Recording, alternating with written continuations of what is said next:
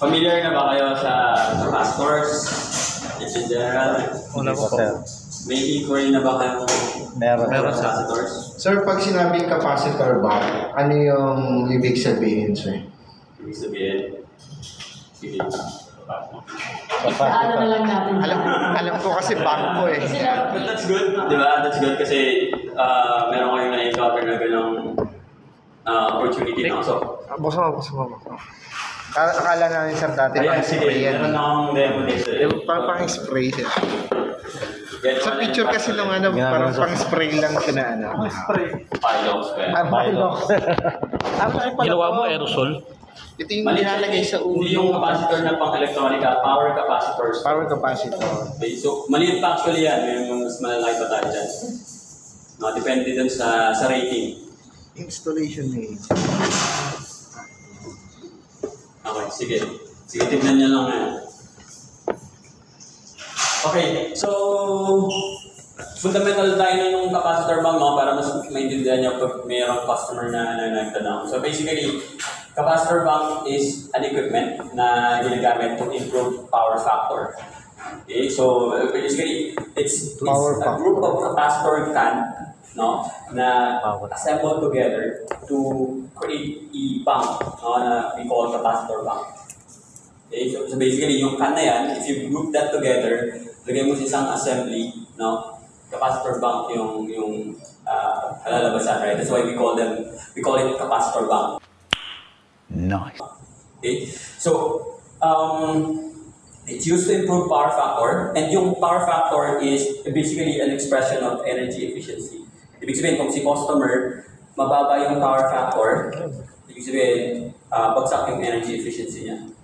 Okay? So, ang ideal power factor kasi is unity yung tawag. Unity or 1. Okay? So, utility kasi set a limit pagdating doon sa power factor na dapat hindi ka bababa sa 0.85. So, that's why for customers na nasa resident, nasa commercial, industrial, naglalagay sila ng capacitor bank to improve yung power factor nila, no? So, basically ganito lang yan. Yan. So, in usual electrical system, di ba, yung facility, si customer, it draws power kay utility, di ba, kay source. Okay? So, dalawang klase kasi ng power yung kinukonsume ng bawat facility, di ba? So, kilowatt, tsaka kVAR. KVAR? Oo, kVAR. Tapos, if you sum that together, yun yung kVA. That's why yung transformer, di ba, naka-rate sa kVA. kVA. Di ba? Dalawang klaseng power. Yung kilowatt, yun yung actual na kinukonsumo natin. Yung actual Kilowattage ng facility, wattage, right? Wattage. And yung kVAR, ito yung power na kailangan para umikot yung mga motor. So, Okay. anong meaning ng kVAR? Kilowattage. Ano yun sir? kVA. Reactive power. Reactive power. So yung kilowatt kasi is active, yung kVAR is reactive power. So again, yung kilowatt, yung kinukonsumo natin, no? Yung kVAR is yung power na kailangan para umikot yung mga motor. Kaya kung makapansin nyo, ang nagre-require ng capacitor bank ay yung mga nasa industrial lang. Kasi sila yung maraming motor. Kapag walang motor sa isang system, actually mataas yung power factor. Kasi hindi sila nangangailangan ng kVAR. Okay, that's why, kapag mataas yung kVAR mo, no, yung power factor mo babagsak. No? And yung utility kasi, set sa limit at 0.85. So every time na bababa yung power factor ni customer ng 85%, meron siyang penalty. Okay? So, what customer do is, naglalagay sila ng capacitor bank, no? Para yung kVAR, hindi na nila huhugutin kay utility, no? Doon na manggagaling sa capacitor. Right? Doon na manggagaling sa capacitor yung kVAR. In that way, yung power factor nila, tataas ng 0.85. So, wala silang penalty. No? So, that's why customer, naglalagay sila ng capacitor bank to eliminate yung power factor penalty. No? And yung mga customer na yun lang yung mga nasa industrial, commercial, no, residential, wala yun kasi diba, kung may motor man, maliliit, so very insignificant, no, yung keybar requirement. Okay. Nice. Yeah, so makikita nyo yan actually sa electrical bill, nakalagay dyan yung penalty kapag mababa yung power factor and yung rebate kapag mataas ng 0.85 yung power factor. Okay. Okay. So sa single line diagram naman, no, kung usually ba nakakatanggap kayo ng single line diagram pag may mga inquiry? Bibihira ang Specs na lang diretso, no? Usually bibigyan na lang sa inyo ito. 250 keybar, ganyan. No, ganyan na lang. So kung titignan nyo sa single line diagram, ganito yung representation ng capacitor. Ayan. No? So dyan nilalagay yung capacitor bank. Okay? So nilalagay siya in parallel dun sa switchgear, no? Yung low voltage switchgear. What if, sir, ibigay sa amin is description, wala yung eksaktong, katulad nun, sir, nakalagay 250 kbar. Paano, sir, pagka-description lang? Kasi usual ng customer ngayon, accounts, minsan, bibigay sa amin description, wala namang items. So, paano namin kaya siya makonvert into product, if ever? Okay. So, pagdating sa capacitor bank, actually, dalawang specs lang yung kailangan natin. No? Kvar rating at voltage.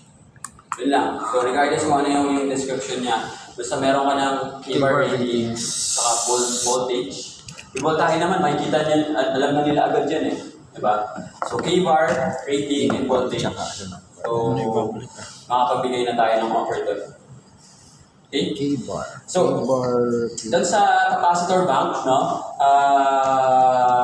maraming component yun sa loob. So, isa lang doon yung capacitor cans, no, and we have complete solution pagdating sa capacitor bank, no, mula doon sa capacitor cans, lithium reactor, contactors, di ba? May contactors tayo, circuit breakers, meters, controllers, no. So, yung ginagawa natin, we supply all those components, tapos yung panel builder, sila yung mag-assemble ng capacitor bank. Nice. Okay?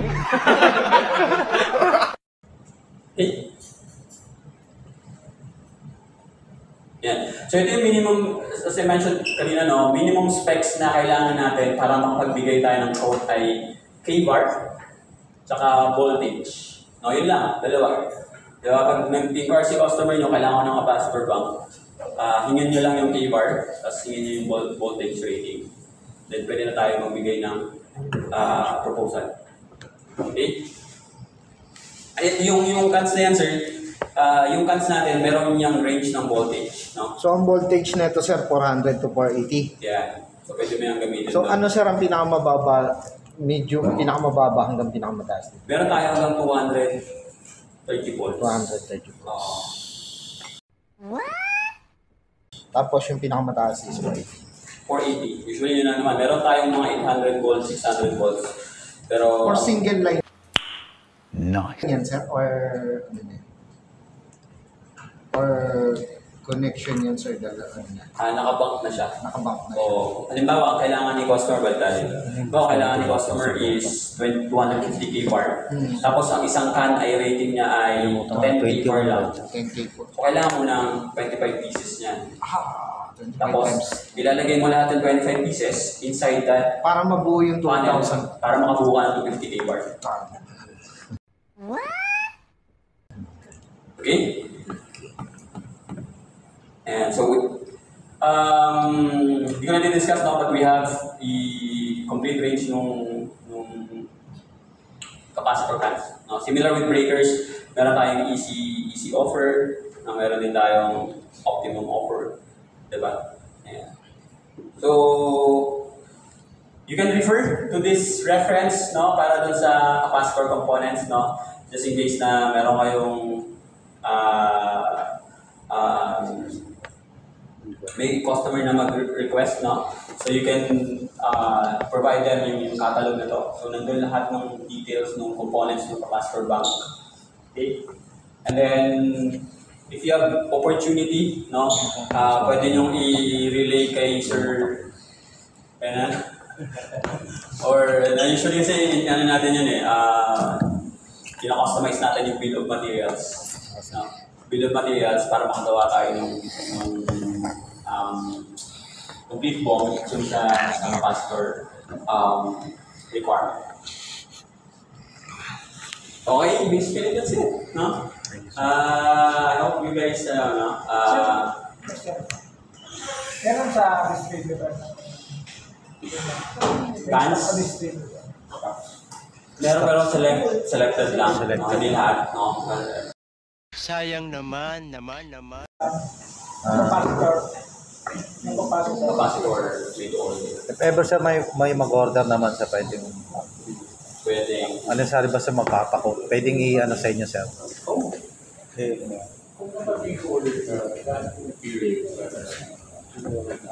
Usually 60 days. Pero 60 nang may days. Anong Made in India. India yung capacitor cans natin. India din yung meters natin. Except yung ion na yun, PM8000, sa ano yun yung pinalo. Canada. Alright? Wala tayong ganun sir. Alin? PM 8,000. Meron kaso Stocking din yun. May mga PM stocking. 8,000. May mga stocks ay yun. 8,000. 2,000 lang. Ang mahirap lang humanap ng stocks niya kung saan. So, although meron na tayong pagkukuhaan, meron tayong resources ngayon. Pero, isa-isahin talaga natin kung saan. Pwedeng distributor na. Yes sir. Marami ano yan. Sa panel builder, pwede nyo ibigay yung reference na to, no? PM 2,000 nata karamihan sa kanila. PM 2,000. Pag meters na. Ito, for capacitors. Mga easy logic sila. Ano lang yun lang yung search nyo, tapos lalabas din agad sa browser. At pa-share kami ng deck.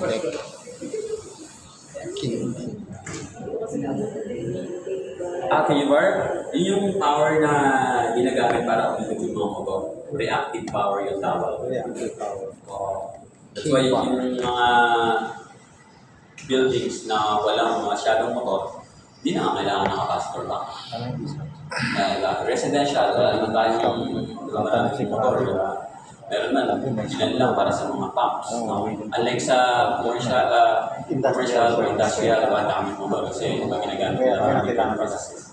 Kaya kailangan yung capacitor. Open naman tayo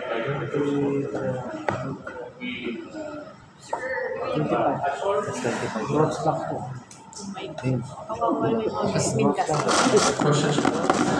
for those customers na nag-request na i-demo, so open naman tayo. Meron customer na kailangan nila ng demo, Tatanong ko talaga. yun lang yung ipapakita natin, wala na talaga tayong actual demo ng capacitor. Pag gamintab yun. Kaya we can present Sabihin ko rin sa kanila. That's 25. Thank you sir, thank you. Oo, mamaya na. Thank you.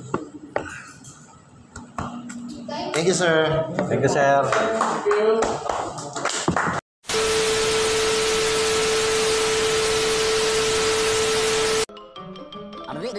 That's all, folks.